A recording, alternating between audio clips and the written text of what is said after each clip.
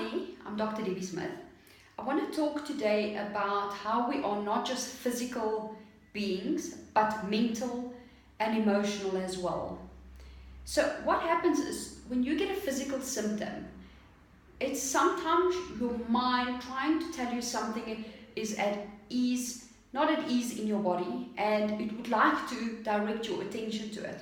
For example, some people get chronic sore throats, and a lot of these people is where they can't express themselves and say what they need to say, or maybe they say something very harsh and now they're regretting that they've said it. So your emotions are very much linked to your physical symptoms, and when we look at a person, we want to take these into consideration.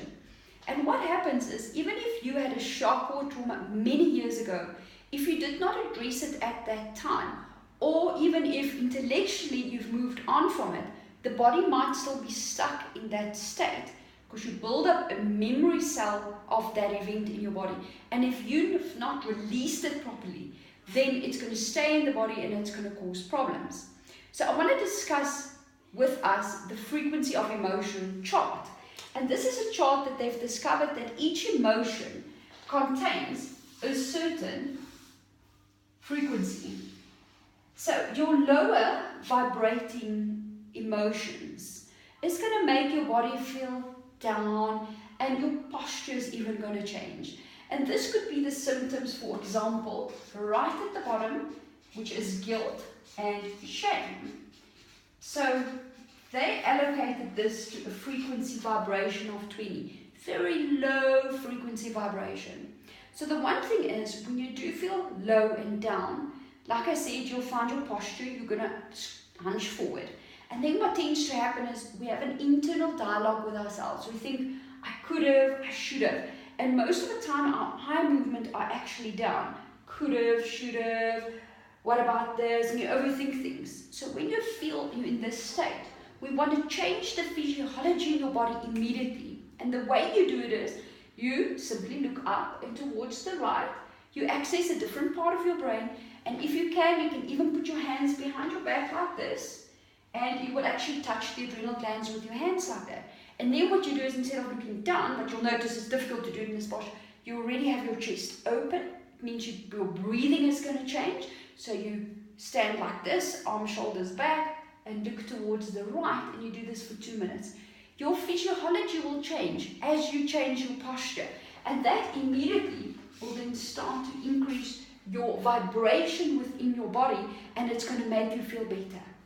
An emotion slightly higher up is anger. So anger vibrates at about 150.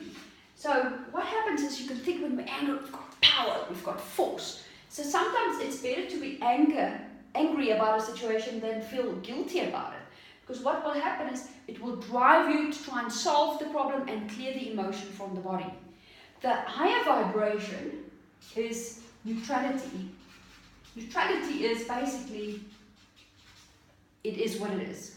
It is what it is. No matter what you change, it is what it is. Neutrality, in a way, brings me, for us, more in the present. And the present is very important, because if you're not here and now, you're either in the past, can't change it, or you're in the future, you can't predict it. You might be able to influence it, but you can't predict it. So the present is all that is important.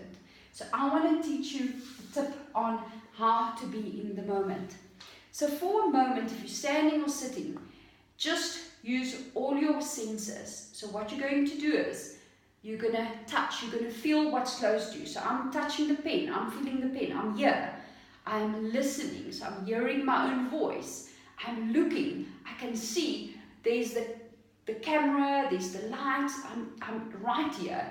And then the other thing you can do is smell, inhale, which will also bring your breathing into control. So by using all your senses, you would have noted you are only present right here. And this is something that you need to train yourself.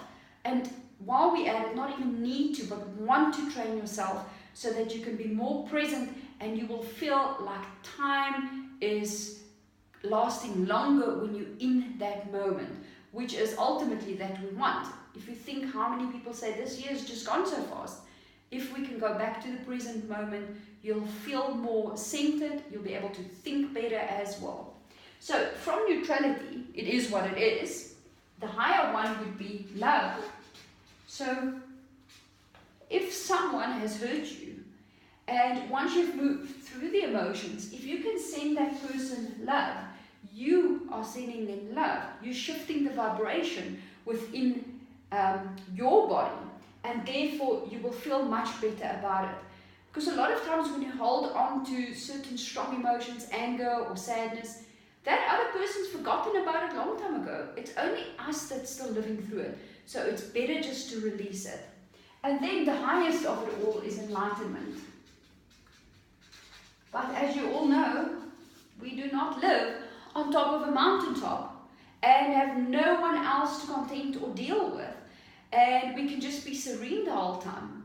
It's very difficult to achieve enlightenment. That would be the ultimate goal.